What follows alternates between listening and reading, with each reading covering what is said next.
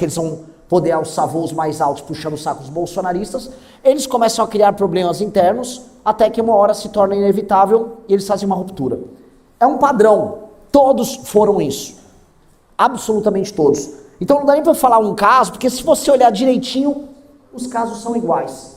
E aí a gente resolveu, eu fui conversar com umas pessoas que trabalham com administração de empresas, a gente tem até um grupo, a Sociedade Stefan Zweig, o antigo Elite. Fui conversar com eles pra gente pegar os padrões e entender o que há, né? E a gente foi pegar aqui, a gente listou Holiday, listamos até o Ulisses, listamos o Rubinho, depois a gente listou Sandro, Faustino Costenaro, Bétega, Klaus, Ben Pontes. O que mais ou menos todos têm em comum? São homens, mais ou menos jovens, como vocês podem colocar, quase todos ali viciados em remédio ou bebida. Quase todos. Medicados praticamente todos. Todos apresentam um quadro de ansiedade, todos. Depressão, alguns. Tirando o Rubinho, que já tinha uma família na política, para todos os demais, as suas redes sociais eram o seu único patrimônio. E aí entra um ponto interessante. Chega uma pessoa relativamente jovem, ele entra num núcleo do MBL, e aí é muito leal, ele ama o MBL, pô, o MBL me recebeu, ele é uma pessoa em geral fragilizada. Surge um grupo de pessoas que começam a gravar vídeos com ele, essa pessoa cresce, essa pessoa começa a se distanciar já do núcleo local, isso começa a acontecer, a gente pegou esse padrão. Ela começa a ter as pessoas que trabalham para ele como equipe de trabalho para ele, para um dia ele colocar no gabinete. Depois, ele cresce, usa as redes nossas, faz collab com o Arthur, a gente divulga, a gente faz um baita trabalho ali. E aí, em algum momento, surge a eleição, onde ele já começa a se diferenciar. O medo de perder a eleição já faz ele definitivamente subir com ataques ao bolsonarismo. Esse é um padrão. E aí vem a eleição, perdendo ou ganhando, ele sai com uma conclusão. Se perdeu, foi porque o MBL atrapalhou. Se ganhou, foi a despeito do MBL. Isso se soma a um novo momento em que o bolsonarismo ele próprio está acabando, como fenômeno. Eu acho que isso está bem claro. Acho que as votações recentes do Flávio e a campanha do Flávio, com aquela dança de retardado, ela nos mostram isso. O bolsonarismo da família virou um fenômeno do centrão, já bem despolitizado, muito pouco ideológico, muito baseado em estrutura política, máquina, e uma facção interna começa a romper ali da estrutura que a gente pode chamar de nicolismo, que são os novinhos do Valdemar, que consistem em o quê? Homens jovens, oportunistas, quase todos medicados, assim como os do MBL, os ex-MBLs, com sexualidade reprimida, problemas sexuais muito pouco explicados, que é verdade. Todos eles muito oportunistas, que se odeiam entre si, mas enxergam ao redor dessa fórmula, que é uma imitação, uma corruptela do que a gente faz, um caminho político rápido. Porque sim, fazer as coisas que a gente faz, puxando o saco do Bolsonaro, funciona. Mas não é que eles fazem tudo que a gente faz. Eles vão fazer um partido político? Não. Eles têm grupos de militância ativa, concreta? Não, nem o Nicolas. Eles têm uma estrutura sólida, uma fórmula de pensar, projeto para o Brasil? Não. Eles constroem limites para a sua atuação, no sentido de que eles não vão adotar determinados caminhos porque isso é errado? Não. Eles vão pegar apenas a parte fácil e viral.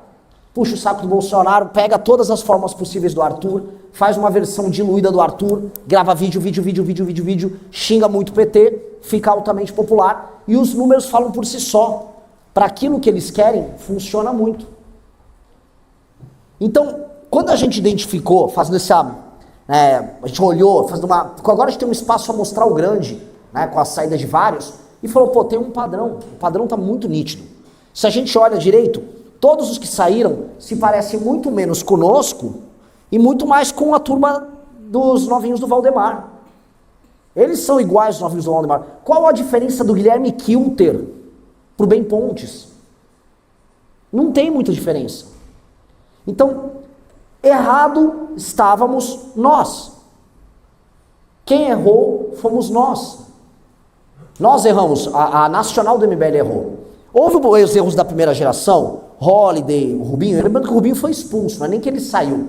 E o Rubinho batia no bolsonarismo. Se vocês lembrarem, entrava com ações, ele era bem ativo. O Rubinho foi outro problema. Ele tinha que ter mais tempo lá com a família, acho que era isso. O lance, não é? Acho que foi isso. Precisava de mais tempo lá. O lance foi, Lula vence a eleição em 22, vem em 2023, quem começa a lascar o pau no governo do PT, e a gente falou, cara, agora há um espaço para a gente trazer novas lideranças e nós precisamos atacar agora essa esquerda que ganhou e nós estamos sem oposição ao PT e trouxemos essa nova geração. Essa nova geração, na hora, já se tornou o erro. Só que como a gente investiu muito naquilo, a gente falou, não é possível, não é possível.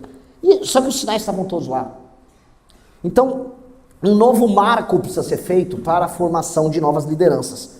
Porque, sim, meus amigos, mesmo dentre os mais de 1.000 e poucos candidatos que são da missão, entendam, há pessoas que você vai olhar e falar, essa pessoa vai dar problema. Não há como negar, e a sorte é que a maior parte dessas pessoas não vão ganhar a eleição. Mas e já dá para reparar, e já dá para puxar certos padrões, e eu nem me refiro aos que bolsonarismo, que é já novos tipos de picaretas dentro do nosso universo, tá? Mas eu tenho que olhar o outro lado, que eu tenho que olhar agora o copo meio cheio. Vocês repararam que em quase todos os casos, na verdade em todos os casos, a maior parte dos membros dos gabinetes, eles pediram demissão. Ou seja, se o mandatário ou o porta-voz, o famosinho, é um vagabundo, do outro lado, as pessoas do gabinete são pessoas muito dignas. Então, se um lado tinha um Bétega, de outro tinha os 9 de Curitiba. Percebem? Se de um lado tinha o Sandro, do outro teve os 6 de Salvador. Agora os 9 de Natal, que são exatamente o mesmo número, não sei se souberam. Então, quando a gente olha, de um lado, a nossa formação criou uma militância férrea, trabalhadora, inteligente, que lê, é leal, que faz o sacrifício, que montou um partido político, que começa a tocar os mandatos e ela própria expulsa o mandatário do movimento. E foi um sucesso incrível. O saldo, nesse sentido, é muito positivo.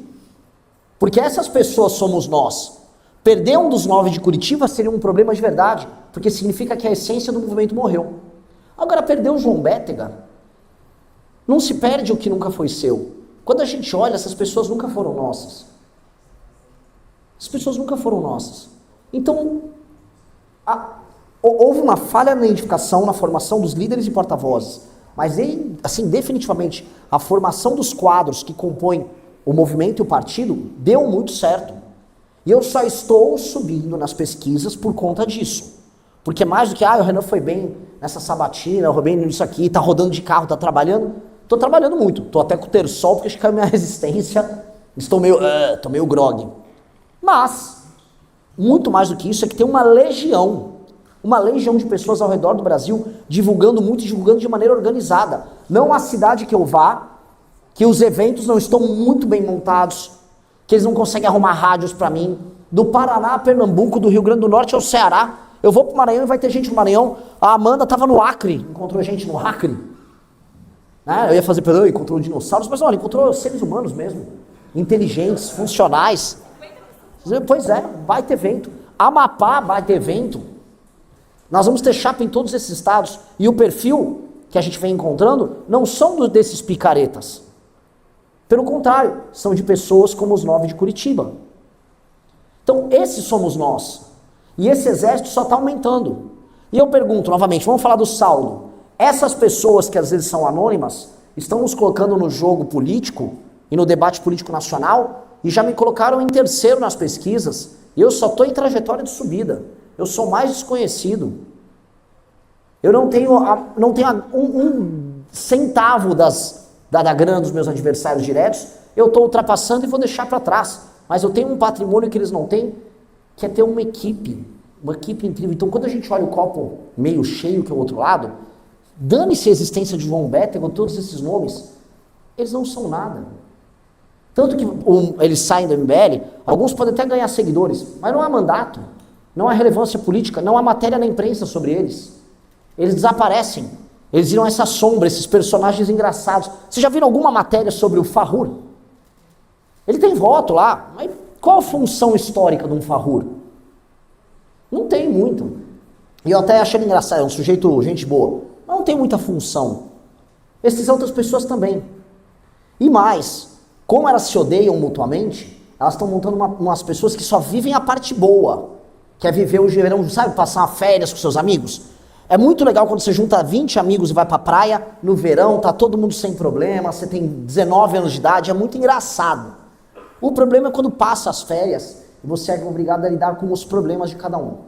Quando os bons tempos vão, e aí eles são obrigados a lidar com seus próprios vícios. Todos eles altamente medicados, oportunistas, sem caráter, individualistas. Aí eles vão descobrir o que é comprar um maré turbo. Que acho que é o que o Nicolas está fazendo, ele está comprando um monte de maré turbo. Beleza, comprou o carro, levou o carro nosso aí. Uma hora o carro explode. Vai dar aquele problema no motor clássico. Então, nós não estamos preocupados com isso. O que a gente tem que pensar é continuar a incrível formação de militância, que pode nos dar uma vitória presidencial na eleição de estreia da missão, eu não estou brincando, e que vai nos fazer certamente passar da cláusula de barreira e já se tornar um partido muito relevante no Brasil. Isso vai acontecer. E aí, para formar os quadros, ter um novo marco, que eu ia sugerir aqui, que é uma das discussões que a gente está tendo. Se esse porta-voz quer começar com a gente, ele só tem como patrimônio a rede social dele, a rede social não tem que ser dele. A rede social tem que ser do movimento. Todo mundo concorda? Então pronto.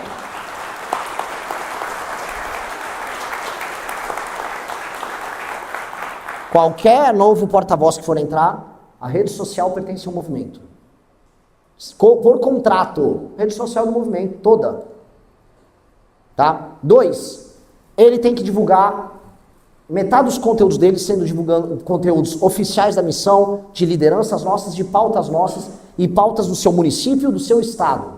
E quando for falar de pauta federal é sobre os nossos termos. Gravou vídeo denunciando a hipocrisia da esquerda, você desconfia. E essa é a real. Não dá mais para ter esse perfil. Os padrões são muito claros. Outra coisa, precisamos de mais lideranças femininas. A taxa de traidoras é muito menor. As mulheres criam um espírito de comunidade dentro do universo do MBL muito mais sólido que esses rapazes. Então, vamos investir em lideranças femininas? Sim. Não em lideranças feministas, mas femininas. Tá? Né?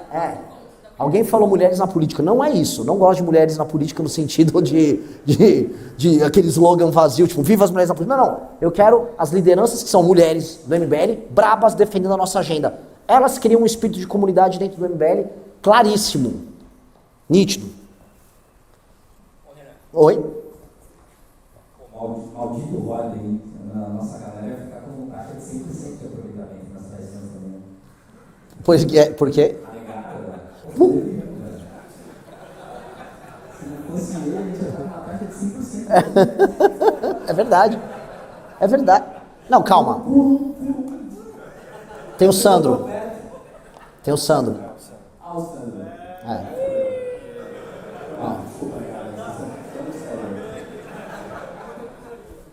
Tem o Sandro. Então. Mas eu acho que esse novo marco será o novo marco da nova academia. E a regra quer ser uma liderança nossa? Nós temos um partido, nós somos o maior movimento político do Brasil. Vai ter que chegar fazendo o sacrifício antes. Chega de investir nesses caras. Não só pelo respeito à instituição, mas pelo respeito aos militantes que trabalharam junto, que fizeram campanha, que panfletaram. Essas pessoas não vão desonrar o nosso trabalho. Definitivamente elas não vão. Então chegou a pessoa para ser porta-voz, é muito sacrifício que vai fazer, mas muito. Vai ter que comer o pão que o diabo amassou, não vai ficar com a própria rede social é nossa, e se não quiser, cara, tem um caminho muito fácil, vá puxar o saco do Nicolas. Vá lá, denuncia a hipocrisia da esquerda e fica girando em falso nesse universo estéril, né, em que eles ficam permanentemente denunciando coisas e imitando as coisas que a gente fala. De um lado é o Flávio falando que o Nordeste é a solução, e do outro é o Nicolas, precisamos de uma imaginação, de um Brasil diferente. Ok. Lê que é bom, não lê, né? Impressionante, mas tudo bem. Então, esse é um marco novo, a gente pode discutir isso aqui, mas o fato dado temos que sempre medir as pessoas pelo sacrifício que elas fazem para chegar aqui. Então, quando eu vejo o engenheiro Léo, que já tinha tamanho e veio, o engenheiro Léo veio perdendo seguidores. Quando veio o Ben Mendes, muita gente chegou com desconfiança. Ben Mendes, perdendo seguidores. Então, essas pessoas a gente tem que olhar e falar, a pessoa veio fazer um sacrifício em cima daquilo que hoje na política se mede como patrimônio, que são os ativos em rede social. Essas pessoas estão arriscando para estar conosco. Quero essas pessoas. E as que nós fomos criar, o patrimônio delas pertence à instituição. E é assim que eu começo o bate-papo nosso. Valeu.